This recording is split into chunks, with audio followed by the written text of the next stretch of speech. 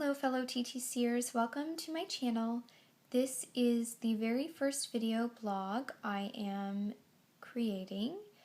I thought that hopefully my experience could shed some kind of light or at least give you some insight into something that you're going through personally.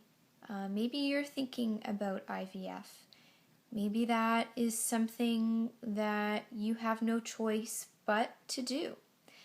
It isn't an ideal method. The best method, the most ideal method would of course be to conceive naturally, but unfortunately, these are the cards that we were dealt with, but we can do it. We'll get through it. There is a light at the end of the tunnel. I believe that. I believe it will work, and you have to believe it too. I thought I would give you some information about me, information about our diagnosis and what led us to do IVF, and what we've done so far. I found that when I was watching video blogs on YouTube and also reading about other people's journeys on standard blogs, I found them to be very helpful, but the one thing I did find was that while there were women out there with the same diagnosis as me, there weren't very many out there who were of the same age group. So here I am vlogging, hoping that someone out there who is in my shoes will find this extremely insightful. You're not alone.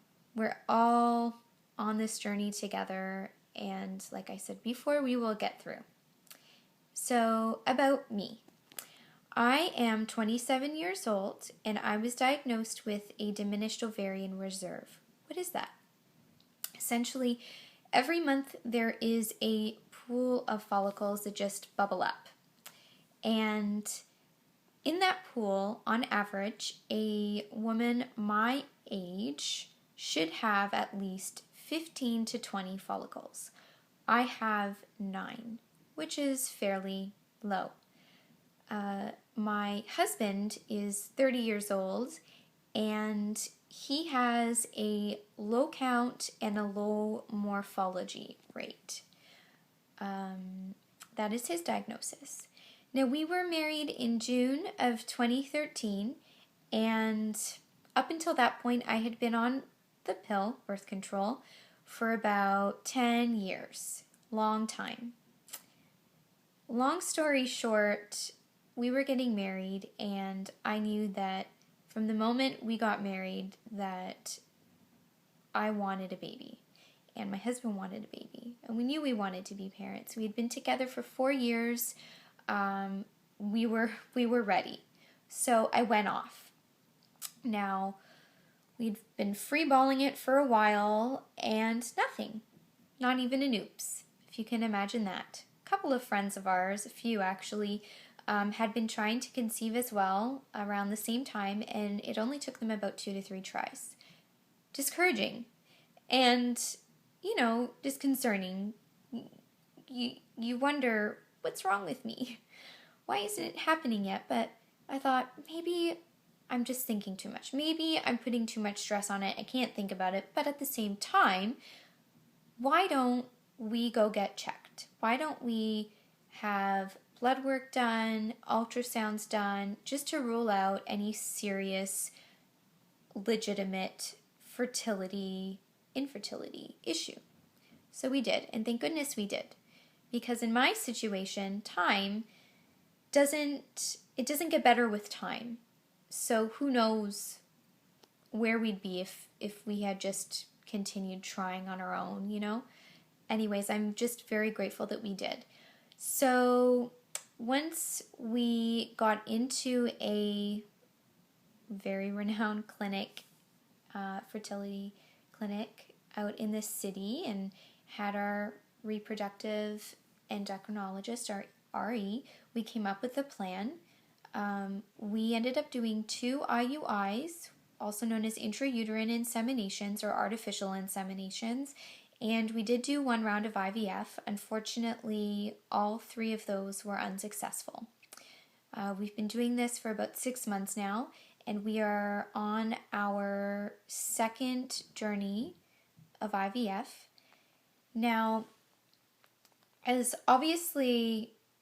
difficult as it obviously is to have unsuccessful cycles, especially having an unsuccessful IVF, it really gets you down.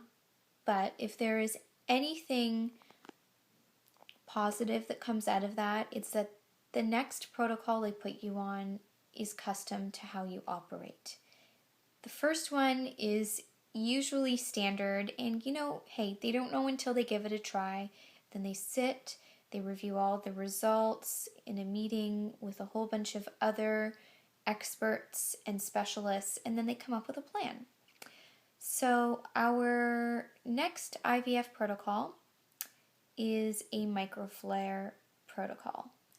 The first one that we were on was an antagonist protocol. So this next one, this new one, the one that's going to work, is a microflare protocol. The injectable medication that I will be on include Gonal F, Superfect, and Luveris. There will be an HCG trigger shot to trigger ovulation when they feel that my Foleys are ready and mature.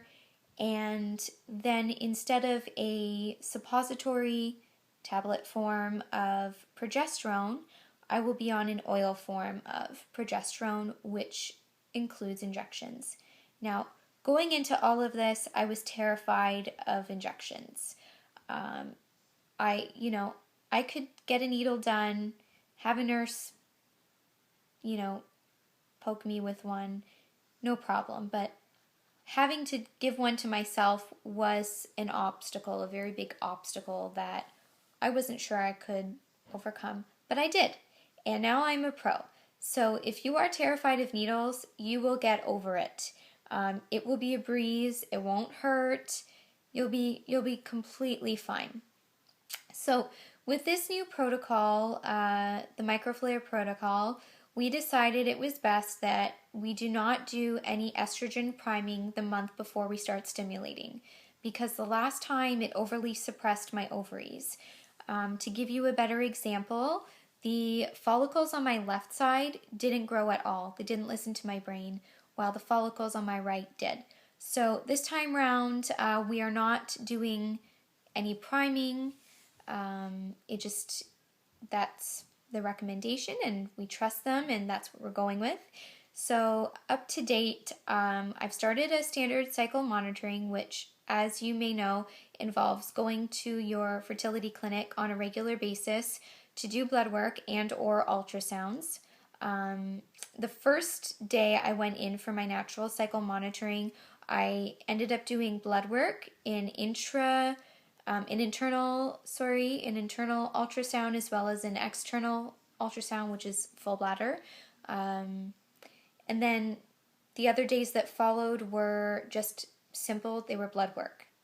And basically, they wanted to check my hormone levels to see when I'd ovulate, because we're going to do a endometrial biopsy. Now, this biopsy is not to rule out cancer. The main reason for it is because research has proven that if you take cells away from the cervix, if you remove them, as they regenerate, the lining becomes sticky, naturally sticky. So it can't hurt, right? I mean, it does hurt. It hurts quite a bit. It's very quick though. Quick, painful, but quick. But what's one more poke, at the end of the day, if it's only going to help you out. So today is January the 23rd, 2015, and I have my endometrial biopsy scheduled for next week on Thursday morning, Thursday, January the 29th. So I will be doing my biopsy then, and I'm expecting Aunt Flo, TMI, on around February 8th. So the third day of my cycle is when I'll start stimming. So I won't be updating you until then, until I start stimming. When I do update you, I will show you what the injectables look like. I'll explain to you how I do them. I'll go into a little bit more detail or get into some specifics as to what my dose is. And I'll also update you on how my follicles are growing and what my hormone levels are at based on my cycle monitoring results. So until then, I wish you all luck, all the best. Stay positive, be hopeful, stress-free, and baby dust to every single one of you because you are all so deserving of it. Bye.